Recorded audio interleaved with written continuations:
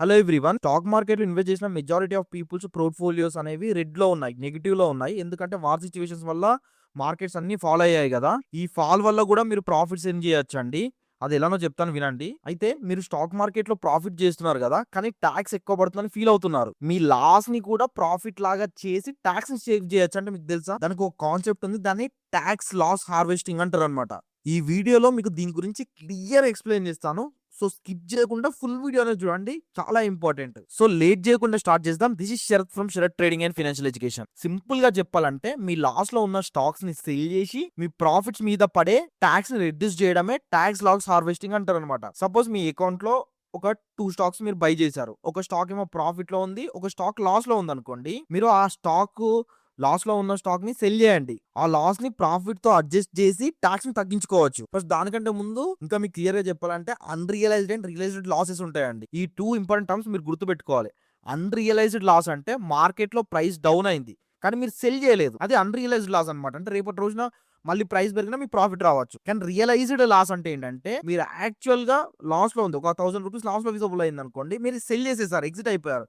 అప్పుడు మీ లాస్ అనేది కన్ఫర్మ్ అవుతుంది అనమాట. గుర్తుపెట్టుకోండి, ట్యాక్స్ సేవ్ చేయాలంటే ఓన్లీ రియలైజ్డ్ లాసే మనకు యూజ్ అవుతుంది. ఈ క్యాపిటల్ గెయిన్ ట్యాక్స్ యొక్క లేటెస్ట్ రూల్స్ చూడండి. షార్ట్ టర్మ్ క్యాపిటల్ గెయిన్ ఎస్టీసీజీ కి 1 ఇయర్ లోపు మీరు సెల్ చేస్తే ట్యాక్స్ 20% పే చేయాలి. అదే లాంగ్ టర్మ్ క్యాపిటల్ గెయిన్ ఎల్టీసీజీకి వచ్చేసి 1 ఇయర్ తర్వాత సెల్ చేస్తే ట్యాక్స్ 12.5% పే చేయాలి. దాంట్లో ప్లస్ అడిషనల్ గా ఫస్ట్ 1.25 లాక్స్ ప్రాఫిట్ కి ట్యాక్స్ ఫ్రీ అనమాట. దానికి మీరు పే చేయాల్సిన అవసరం ఏం లేదు. ప్లస్ అడిషనల్ గా ఇండియన్ స్టాక్ మార్కెట్ అయినా ఫరెక్స్ మార్కెట్ లోనైనా కూడా ఏమన్నా ఎంట్రీస్ వచ్చినాయి అనుకోండి, మన Telegram channel Sharath trading and financial education లో నేను డైలీ ప్రొవైడ్ చేస్తున్నాను. ఇక్కడ మీరు చూస్తే, నేను మార్కెట్ స్టార్ట్ అవ్వక ముందు ఇక్కడ చూస్తున్నారు కదా, గోల్డ్ ట్రేడ్ ఆల్మోస్ట్ మనకు నిన్న 200 ప్రాఫిట్ వచ్చింది. ఎగ్జిట్ అయిపోవడము $256 తో ఎగ్జిట్ అయిపోయాము. ఎంట్రీస్ కానివ్వండి, ఎగ్జిట్స్ కానివ్వండి, మార్కెట్ స్టార్ట్ అవ్వక ముందే మనం లెవెల్స్ అనేవి ప్రొవైడ్ చేస్తాం. ఇవన్నీ మన టెలిగ్రామ్ ఛానల్లో ఉంటాయి. చూడండి, గోల్డ్ లో bit coin 15 minutes time frame లో లెవెల్స్ అనేవి ప్రొవైడ్ చేస్తాను. ఇంకేమైనా ఎంట్రీస్ వస్తే నేను ఇంకా పోస్ట్ చేస్తాను గ్రూప్ లో. కాబట్టి టెలిగ్రామ్ లింక్ అనేది మన డిస్క్రిప్షన్ లో ప్రొవైడ్ చేస్తున్నాను. ప్రతి ఒక్కరు వెళ్ళి టెలిగ్రామ్ ఛానల్లో జాయిన్ అవ్వండి. డైలీ మీకు ట్రేడింగ్ కి సంబంధించిన అప్డేట్స్ అనేవి వస్తాయి. Loss set off rules very important అండి.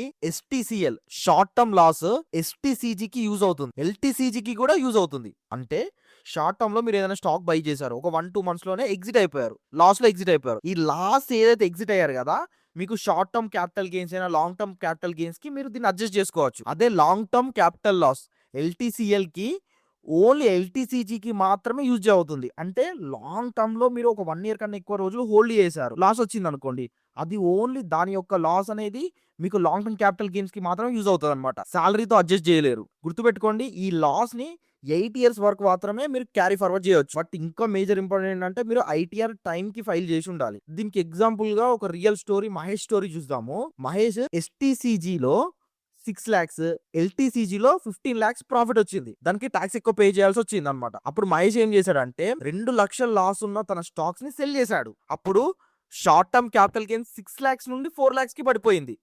దీనివల్ల ట్యాక్స్ ఒక 40,000 దాకా అయింది. సింపుల్ గా చెప్పాలంటే, లాస్ ని యూజ్ చేసి ట్యాక్స్ ని సేవ్ చేశాడు. మీరు ఈ 5 స్టెప్స్ గుర్తుపెట్టుకోండి ట్యాక్స్ లాస్ హార్వెస్టింగ్ కి. స్టెప్ 1 వచ్చేసి మీ బ్రోకర్ యాప్ లో ట్యాక్స్ పిఎన్ఎల్ చెక్ చేయండి. స్టెప్ 2 వచ్చేసి ప్రాఫిట్ ఎక్కడ ఉందో చూడండి. స్టెప్ 3 మార్చ్ 31 ముందే లాస్ స్టాక్స్ ని సెల్ చేయాలి. ఇది main important. Step 4 same stocks ని మీరు మళ్ళీ కొనాలంటే నెక్స్ట్ డే కొనండి, సేమ్ డే కొనకండి. స్టెప్ 5 వచ్చేసి ఐటీఆర్ లో ప్రాపర్ గా రిపోర్ట్ చేయండి. ఈ మిస్టేక్స్ మీరు కంపల్సరీ అవాయిడ్ చేయాలి. ఎగ్జిట్ లోడ్ చార్జెస్ మర్చిపోకండి. బ్రోకరేజ్ అండ్ ఎస్టీటీ చార్జెస్ కూడా కన్సిడర్ చేయాలి. హోల్డింగ్ పీరియడ్ అనేది రీసెట్ అవుతుంది. బోనస్ ఇంకొన్ని రూల్స్ ఉంటాయి, కేర్ఫుల్ గా మీరు చూడాలి. కన్క్లూజన్ ఏంటంటే, స్మార్ట్ ట్రేడర్స్ లాస్ ని కూడా ఆపర్చునిటీ లాగా యూజ్ చేస్తారు. ట్యాక్స్ లాస్ హార్వెస్టింగ్ ని కరెక్ట్ గా యూజ్ చేస్తే మీరు లీగల్ గా ట్యాక్స్ ని సేవ్ చేయొచ్చు. కాకపోతే మార్చ్ 31 ముందే ప్లాన్ చేసుకోవాలి. మీ చుట్టుపక్కల ఉన్న సీఏ వాళ్ళని ఫస్ట్ కాంటాక్ట్ అనేది అవ్వండి. కాబట్టి ఈ వార్ వల్ల మీకు కొన్ని స్టాక్స్ డౌన్ ఫాల్ అయ్యి మీరు లాస్ లో ఉన్నా అది మీకు యూజ్ అవుతుంది అనమాట.